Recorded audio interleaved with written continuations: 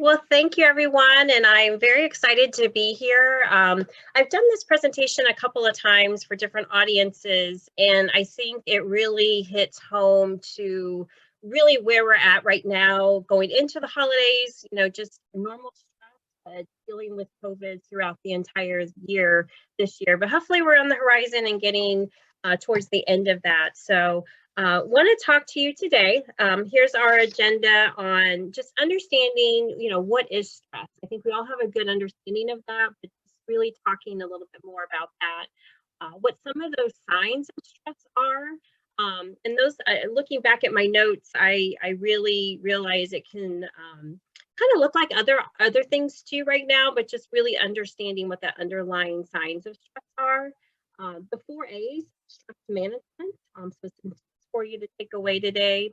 And then want to dive in the second half talking about wellness, 8 dimensions of wellness, and some wellness to take away, because it's really important we take some me time and really focus on what we need to do to make sure we're staying healthy out there for everyone.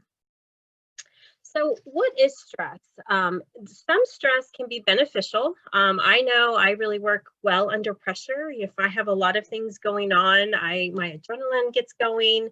But sometimes it may lead to actual problem solving, but a lot of our stress, it's unnecessary and can even be harmful, according to the American Heart Association. They really say, don't be stressed. So some things that could be kind of indicators that you are under stress is, it's harder to control your emotions. Maybe you get upset, or, everything kind of makes you, very, teary-eyed, and you just really can't control your emotions. You're short, or you're, just kind of flying off the handle and not handling situations very well. If you really have ongoing stress, day in and day out, it definitely can lead to promoting disease. It's not healthy. It's not healthy for people to have all that built up negative energy.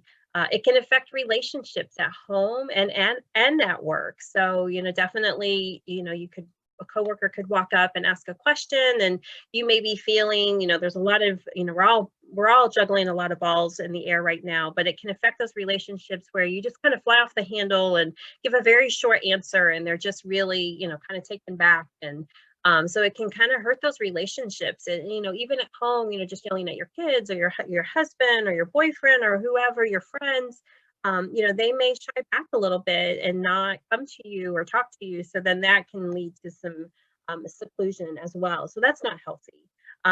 This is something I learned going through the research. It can affect teeth and gums, as part of being that healthy, being healthy, and making sure that, stress can really, really be and tug on a lot of those strings. We've heard this before, where it's stress on your heart. It's not healthy to have those emotions built up.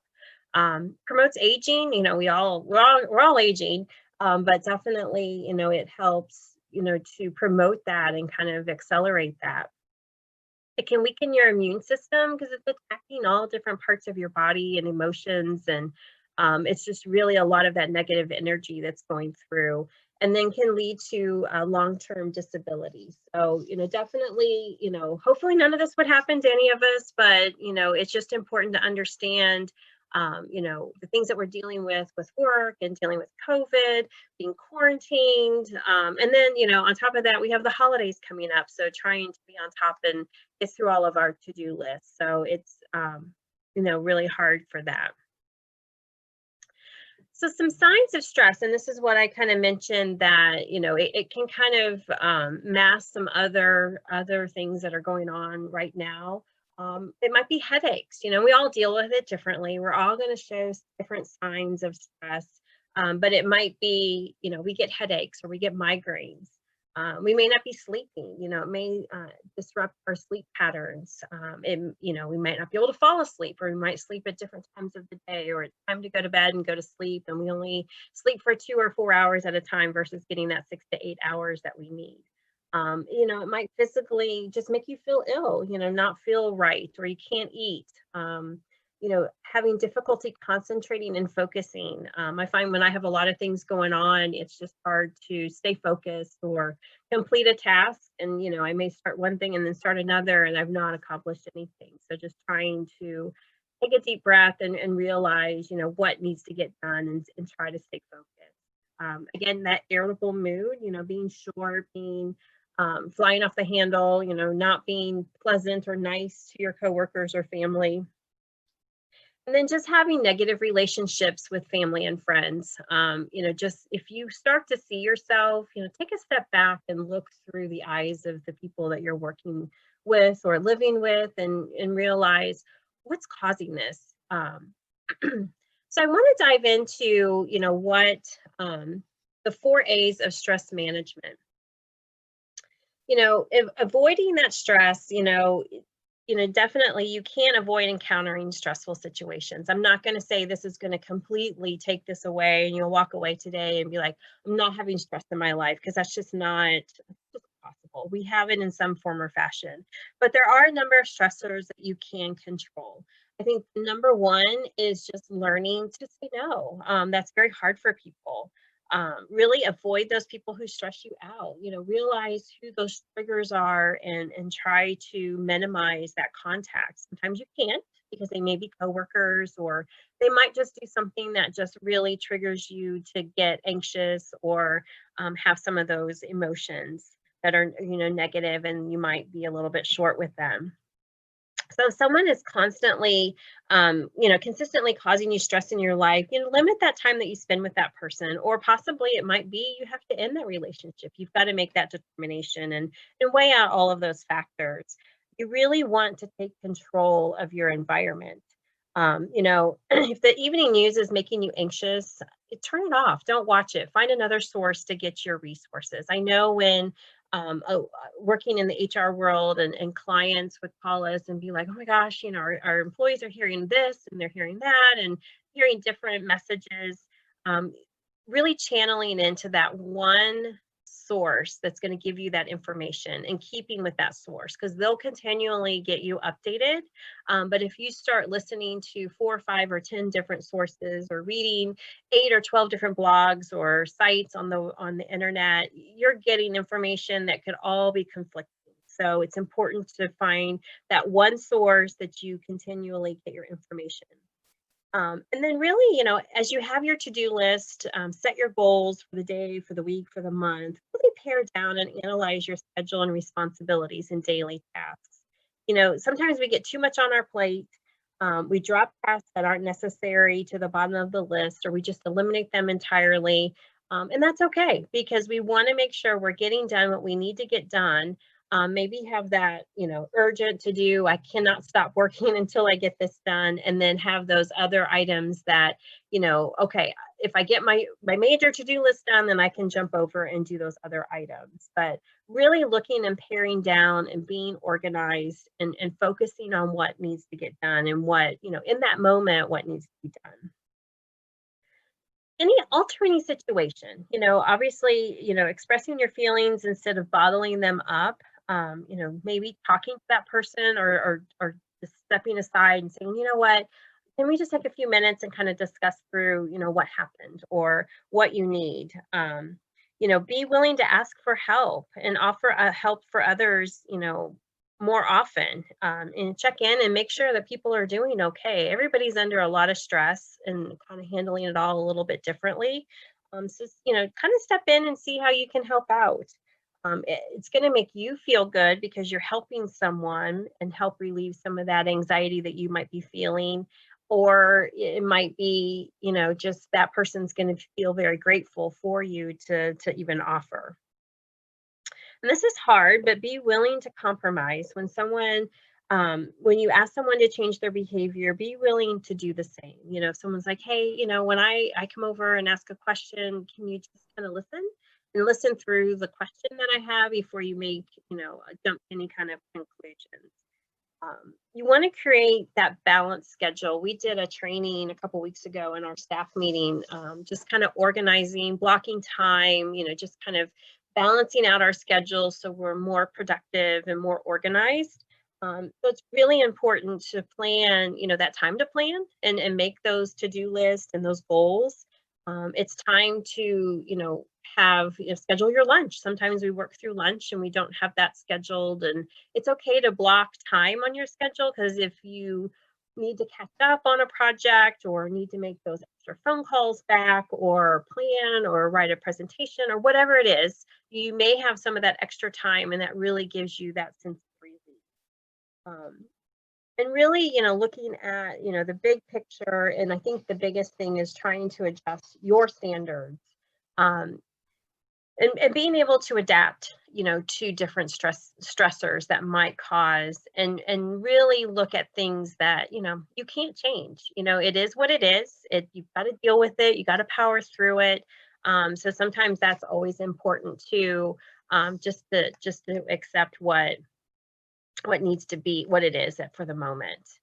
Um, some things to reduce stress: make sure you're getting enough sleep. Again, I can't stress this enough. Everybody, I think, as we get older, we find, what our bedtime is and what time we wake up, and it's pretty much a schedule.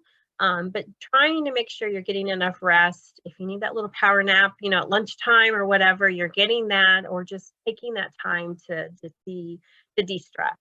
Planning and organizing, prioritizing your day. This is so important, because then you're not feeling anxiety or anxious, or you feel like you're behind the eight ball even when you get started for the day, but you already know what your priorities and goals are for that day. And don't be afraid to ask for help. I think this is one thing that people feel is a sign of weakness, but it is also definitely a sign of just, asking for that help. And, sometimes it just kind of helps to relieve some of that stress. Um, Definitely limit your interruptions. So if you're working on a major project or a proposal or a presentation, just make sure you block out that time and you have that quiet time to get that done and just really focus. Sometimes I'll throw on some music in the background that kind of helps to limit some of those distractions or interruptions, but just helps me power through to get it done. As I mentioned, take that time to decompress. So maybe at the end of the day, the last 15 minutes, you're kind of planning and working on your schedule for the next day. So you're ready to go. You've checked all your to-dos off for the day, and you've accomplished what you needed to accomplish for today, and you're ready and set up and for success for tomorrow. And I think the next one, it's really hard, but I've been trying to do it, is just focus on what you can control. Uh, things are not always going to go your way. They're not always going to be what you want them to be. It's just, sometimes it is what it is, and we've got to just deal with it. It's not the end of the world, and you're going to get up, and tomorrow's going to be a new day and a new start. I know a lot of times my friends will post Mindset Monday. They'll it's a new week, a new day, a new year, new goal. Just, there's always a fresh day to start tomorrow, and there's always a fresh time to start. So just focus on what you can control and really help yourself, just kind of regroup, start over, and just move forward. Take short breaks during the day. That's important. Just get up, walk around the room, get some fresh air. I know we're having a warm weekend here in Cincinnati, so it's a great time to get out, almost 60 degrees. So it'd be a great time to go out and take a walk and just get some of that fresh air.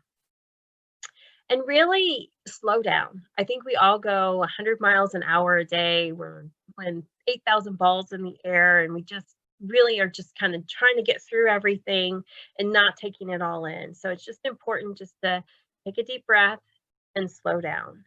And then also just prioritize those physical and mental wellness. It's important to, again, just block out that noise, getting some exercise, taking some me time, whether it's, an hour on a Saturday, you just go out to, walk around your favorite store or go to Target or whatever it is, you take that time for yourself. I think that's always very important.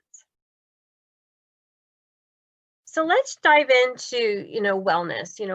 We've talked about the stress. We've talked about kind of some things that cause it, how to overcome it. Wellness is that state of being in good health by making good choices towards a health and fulfilling life.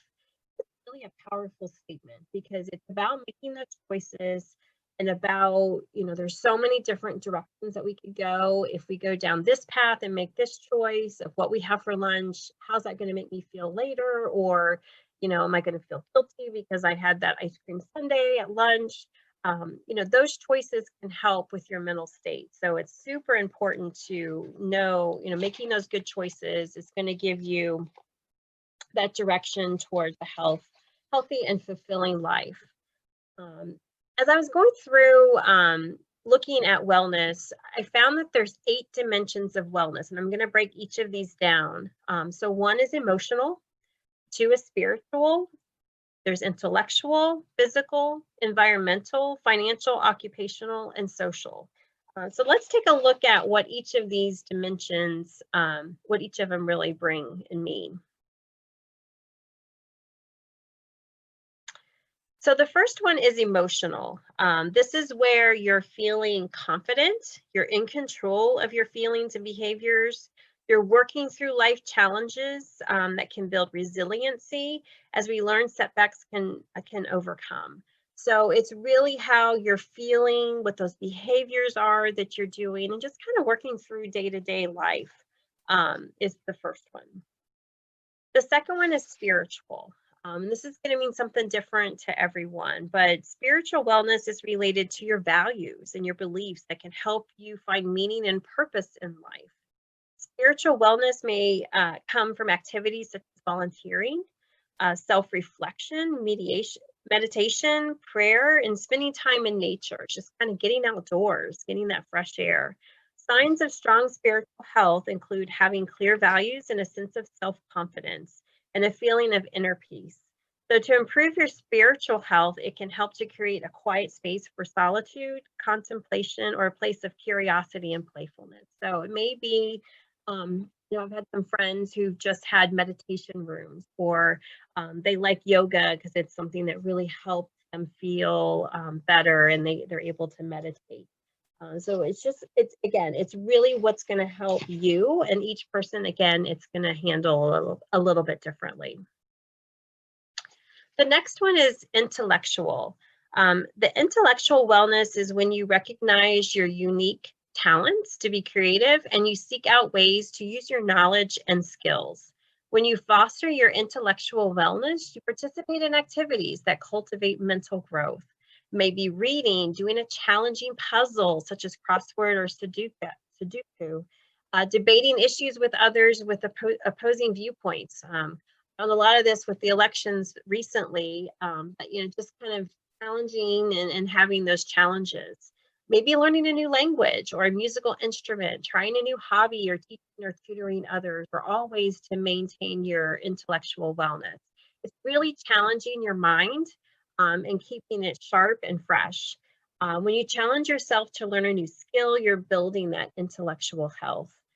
People who pay attention to their intellectual wellness often find that they have better concentrations, improved memory, and a better critical thinking skills.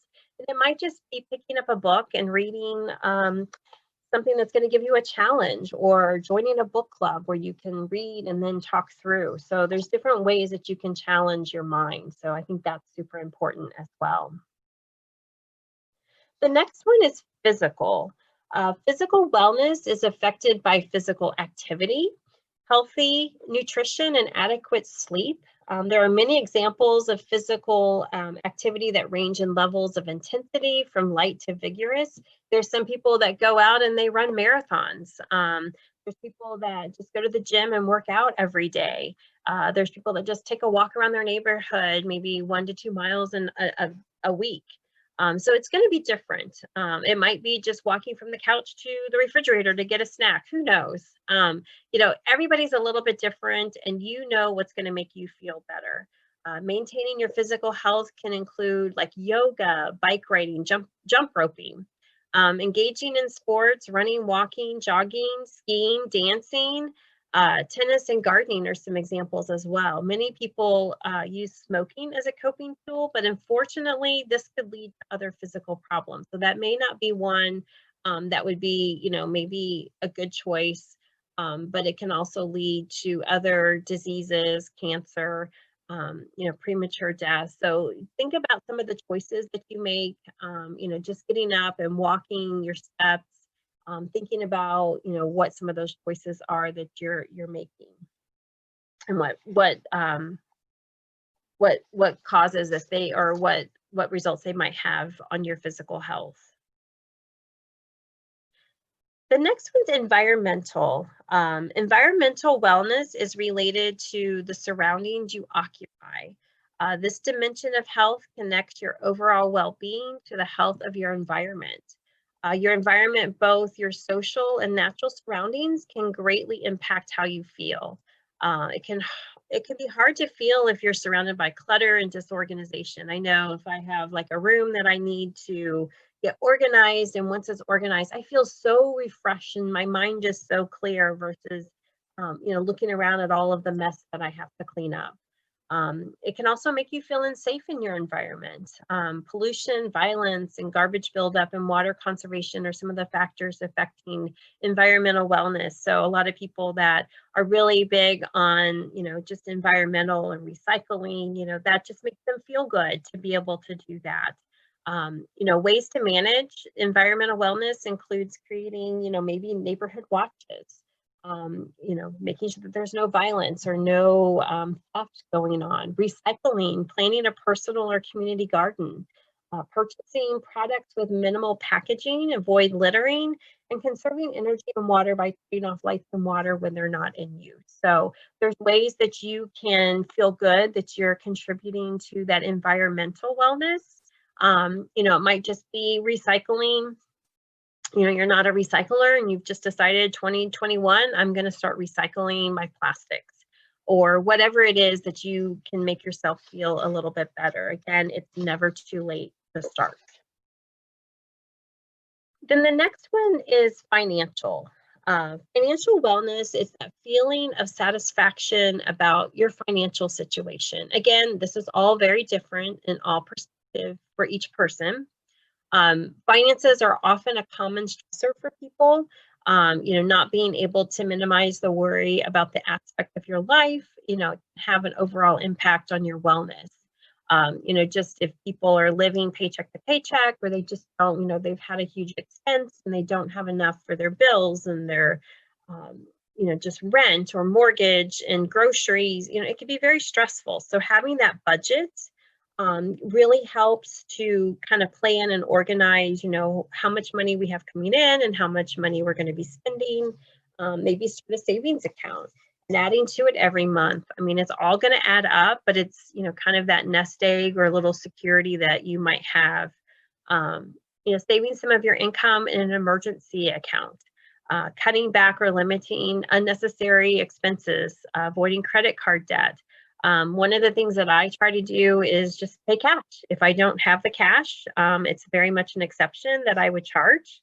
But, definitely I like to shop. So just having that monthly budget of what I can spend, it makes me feel good. But it also I know that I'm staying within my limits. It really helps to avoid that credit card debt. Maybe donating to a meaningful charity, providing, just $15 or $20 to that charity, especially right now during this giving time of the holidays, really feeling like you're giving back to your community or helping, someone else that may be in need. Shopping at thrift stores. I just took a load to our local Goodwill last night. Some things had tags on them. I just didn't like it anymore. So, there's going to be some good finds and good buys there. Utilizing library for the free books and DVDs. I belong to a monthly book club. I do the Audible books, so I get free credits on the app that I have. And, so I feel like, my monthly subscription, I just downloaded, books for the upcoming year. So there's different ways that you can reallocate to make sure that you're still being able to do what you want to do, buy what you want to buy, but you have it within your means and within your budget. But again, that wellness and not feeling that stress of how am I going to do this or how am I going to pay for this? It's having that budget and sticking to it. One thing you could do is try tracking spending for a month. So you spending your money on? Are you going out to eat every night? Are you going to Starbucks every day? And if you just cut out just a little bit of that, maybe you take your lunch 2 days a week and you eat out 3 days a week. Or maybe you don't go to Starbucks on the way to work and on the way home. Maybe you only do it, 4 days a week that you go on the way to work and you make your coffee that fifth day. There's ways that you can figure out what it is that you want to save, and then, figure out how you're going to make that happen so you're not sacrificing too much. And then you have occupational wellness, is one of the other ones.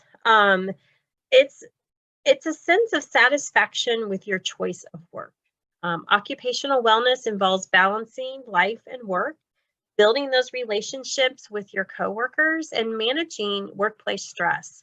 Making sure to overcome and be connected, or make sure you're connected with your coworkers regularly to stay connected and in touch with what's going on in their lives. And this can even work in a virtual situation, which a lot of us, I think, are working in that situation. I was just mentioning when I jumped on, it's great because you can focus on what you need to focus on if you're working from home. But you kind of feel like you lose some of those connections with your coworkers because you're not seeing them every day, all day. So sometimes you feel like you're a little bit behind the time, and that's normal. But even when you're working, virtually, just staying connected with FaceTime, there's Google Hangouts, there's Zoom, scheduling those ongoing meetings or calls or just check-ins, to make sure that you're staying connected, is still very important too, because you can feel like very quickly you're on that island. But definitely, you have ways that you can stay connected or just touch bases with friends. We do virtual happy hours with our company every Friday. We were doing them in the office, and then when we're working virtually, we have the option that, if you're not there in the office, you can connect virtually. So you still feel like you're having fun and part of the team. So that's important, to feel that way. And then there's social wellness. This is the sense of connectedness and belonging. Definitely it's the social dimension of health that involves creating and maintaining and supporting those healthy relationships. It's building that network, having that good communication skills that are assertive rather than passive and aggressive. It's being genuine, authentic with others, and treating others in a very respectful way.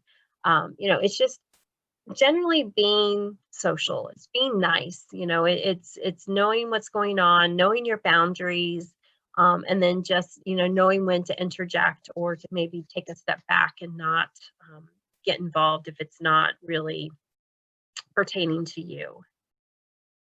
So we've gone through those dimensions, and some wellness tips that you can take away. We've mentioned this a couple of times. Is just get that good night's sleep. Maintain that routine. Scientists show that sleep is one of the ways that we can keep our stress in check. As sleep deprivation can make us more sensitive to the effects of stress because we're just tired, we're a little bit short, we're not really on our game. And then finally, the brain needs to sleep. It needs its downtime. So if you're not getting enough sleep, you may be moody, irritable, emotional, just not really fully in your game for the day. So here's some typical amounts of sleep that we should be getting. So children that are 3 to 6 should get 10 to 12 hours. Ages 7 to 12 is 10 to 11. Teenagers is 8 to 9, and then adults require anywhere from 7 to 9 hours of sleep per night just to be at their best. It's very different for each person, but those are just some of the routine for the National Sleep Foundation that they feel like those are some standards. Really establish that routine, establish the framework. Knowing, again, planning your day at work and looking at your schedule, professionally and personally of what you have to do, and just kind of planning everything out and keeping it all balanced. It's really going to help you from feeling that overwhelmed feeling. And then it's going to make you feel a little bit more organized. That way, you're not leaving work at 5 o'clock and you have to be somewhere for a meeting for the PTO or whatever sports event at 5:30, and you're really rushing and you're not really having any of that downtime. I think one of the things, we all, if we have kids, is just kind of juggling those schedules. I think I have 3 or 4 different schedules between my work schedule, my personal schedule, my kids' schedule, and my husband's schedule, and trying to balance all of that. It's challenging. It's very challenging, but you have to look at, okay, what do we have to do? Who needs to be where? And sometimes it's that divide and conquer to get them where they need to go. Again, fitting in that time for yourself, having time to exercise or fitness. I think that's a lot of times we're like, oh, I just don't have time to do that. But it's really important just to take 15 minutes a day, 30 minutes a day where you have just that time, that quiet time for yourself, or just, taking that time to exercise. Um, Having date night, spending time with your spouse, going out on that date, or, sometimes right now it's a little bit hard to do that, but just kind of coming up with creative ways where you have that quality time with your family, with your kids.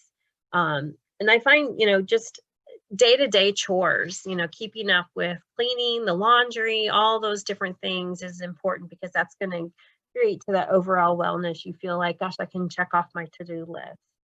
Um, Having a timeline, we all have work to do, we all have deadlines, but just having that time where I'm going to be home by this certain time, or I'm going to leave the office at this time, and really trying to stick to that schedule. Not being late to work or feeling rushed every morning, just making sure you have enough time to get in. I know sometimes if I get in traffic, or as I'm going to the office and get into traffic, I feel very rushed and behind once I'm there, because I'm feeling anxious and there's a lot of adrenaline and things going on from being late. Um, Getting a handle on your finances. Again, talking about sleep again. You don't want to focus too much on details like, gosh, I wish we had a weekly date night, or I wish we had, we spend too much on entertainment, or we eat out too much. Really focus on what are the priorities, what are the nice to haves, and what are the things that you really, want to do or want to accomplish. Maybe it's once a week you order pizza and you watch a movie.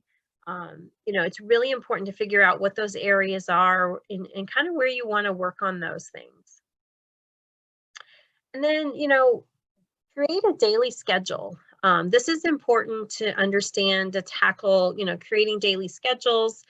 Plus, it gives you a great place to start working on, at least one thing from your list from week one. Keep it simple. So often we think, well, it's 6:05 and I missed my alarm, so now I can't work out.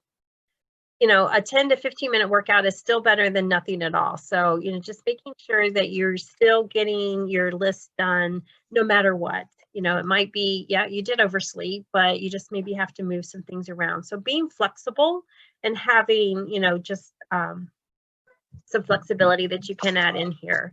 One of the things that I came up with is a sample routine. So it might look like waking up at 6 a.m., going for a walk and a run.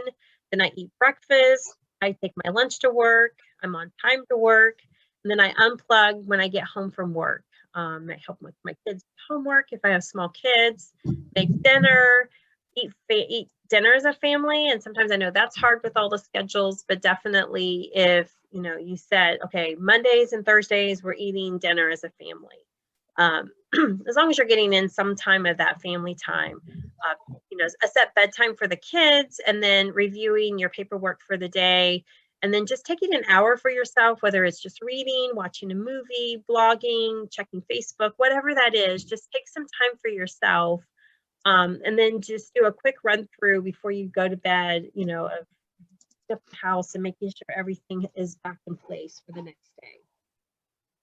You take your clothes out, get prepared for the next day, and then you're in bed by 10 o'clock. So that's not my schedule, but that is definitely an example of, what a daily schedule might look like. And keep in mind, it really takes 30 days to establish a habit. So you might set that schedule and you're like, that's just not going to work. So you might have to adjust and replan for different days. But it's definitely, work in progress. And keep in mind, it does take 30 days to establish that habit. So, really try to figure out what's going to work best for you. Spend some time outside. As we've had some of these warm days, get outside, take a walk, get some fresh air, and then really practice positivity and gratitude. One of the things that I like to do is just have some affirmations or positive affirmations that I have a list that I read through. It might be based on different topics. But just, if I'm in that negative mindset or I just feel like nothing's going right, I might pull out my positive affirmations and just kind of read through those. It might be just 10 different statements that really get me into that positive or gratitude mindset. Or if you hear something or see something or read, a line out of a book or a magazine, or you see something posted, I might save that and then I can go back and refer to it just to have, give myself that positive mindset. And using technology, just leveraging, finding that, again, that one source of news, just so that you're not hearing all of that noise that's coming in, that you're getting that one source. Maybe it's the Channel 5 news, or it might be this particular blog site that you read on the internet. Whatever it is, maybe you focus on that and get that information. That way, that's your source to go to, and that's your information that you're going to follow. Otherwise, you're going to hear all this noise from all these different places, and it's really going to be overwhelming for you. And if you're working from home, really having that designated workspace. And I found as I work from home, I go in, I start at 8 o'clock, and then maybe I don't leave my office home until 6 or 7. It's harder to let go because I'm not having to pack up and drive home. So really having that designated workspace and having that designated time that you're going to be, working. And really make sure you're eating and hydrating mindfully. Have a water with you so that you're making sure that you're getting through the day and you're drinking enough water. Really setting the time to work out. Maybe join an online workout class. I know there's a lot of those out there right now with COVID. And if your kids are home, get them involved, get them out, get them moving, because, it's definitely not just for you that's making you feel better, but it's going to help everybody feel a little bit better. And one of the other things too is just really, reaching out and helping others, lean in and just see where there might be an organization that you can help volunteer. It could be something on a virtual basis. Be transparent and really share those feelings and emotions. Communicate. It's really a two-way street. There's always two sides to every story. Just keep that in mind as you're talking to people. And making sure that they know how you're feeling and they know how they're feeling, and the expectations. Keeping them informed, really balancing the messaging, just making sure that you're having, trying to have a positive message, and really showing and encouraging that gratitude. I did a training this morning before this one and was talking about just that thankfulness and thanking someone is probably the easiest and quickest and most effective and efficient way of sharing your gratitude to someone. And it's in the moment. It might be a handwritten note, or it might be a post-it note that you leave, or maybe a handwritten card that you mail to someone, or it might just be picking up the phone and saying, you know what, thanks so much for helping me with that program that you provided that information. It really helped me save a lot of time, and I was very appreciative. I think that's just a lost art that we can really show, and it's free and it's easy. And it really makes you feel good because you kind of brighten their day as well. And then again, just really practice and encourage, self-care with yourself and with others, just getting out there, getting moving, and just really helping yourself feel a little bit better. So hopefully you guys have come away with some different tips and tricks that you can definitely follow up with. I've got some resources here, and I'm happy to share my slides with you. So I'll work with Shelby to get that information. And then if you guys have any questions at all, we are Chamber member benefits. We've got some different resources that we can provide, or trainings that we can do specifically for your organizations. Feel free to reach out to me. You can either do it through the Chamber sales email or my personal email at work. Or if not, just pick up the phone, call me if you have any questions. So are there any